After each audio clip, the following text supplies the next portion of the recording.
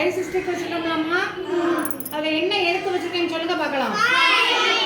5ஆ? எப்படி 5? FIVE வச்சுருக்கேன், அப்படிதானம்மா? இப்போ அதில் ஒரு செட் ஆஃப் பிக்சர் நம்ம எடுத்துட்டோம் அப்படின்னா, எடுத்துகிட்டே வந்தோம் அப்படின்னா இதில் 5 இருக்குது. இதில் என்னது இருக்கு? 5 இருக்குது. அந்த 5 வந்து நியூமரிக்கல் என்னாவும் இருக்கலாம், இல்லைன்னா ரோமன் லெட்டர்ஸாகவும் இருக்கலாம். சரியா? நீ வந்து என்ன செய்யணும், அது என்ன அப்படிங்கிறத கண்டுபிடிச்சி எனக்கு சொல்லணும். யாருக்காவது தெரியுதான்னு பாருங்கப்பா. FIVE இருக்கு. இது நீ செட்டாக எடுத்துட்ட அப்படின்னா 5ங்கிற இது அதில் இருக்கும். கண்டுபிடிச்சு சொல்லலாமே. யாருனாலும் செய்யலாம். ஆச்சா?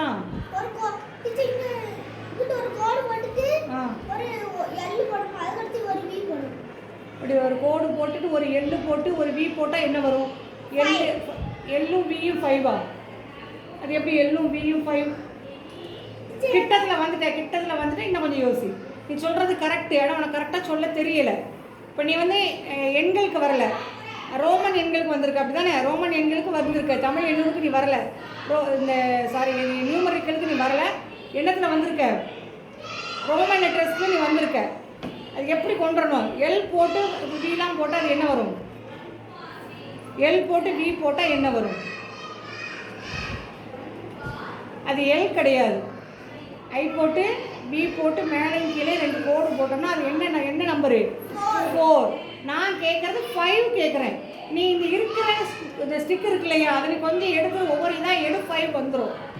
கவின் தான் நீ ஆன்சர் சொன்னேன், மற்றவங்களுக்கு யாரும் தெரியல. கவின் சொல்லியிருக்கேன். நீ கொஞ்சம் யோசிச்சு அதை எடு பார்ப்போம். அந்த செட் ஆஃப் இதுகளை எடு பார்ப்போம்.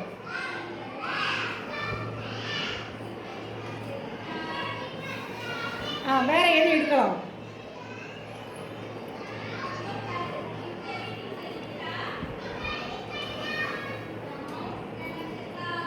யோசி, என்னைய பார்க்காத, யோசி.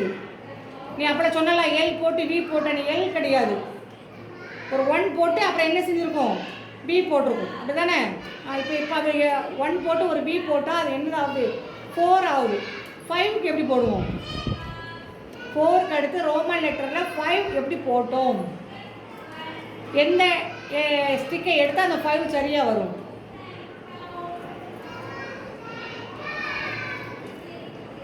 சரியா தப்பா? சரியா கரெக்டாக?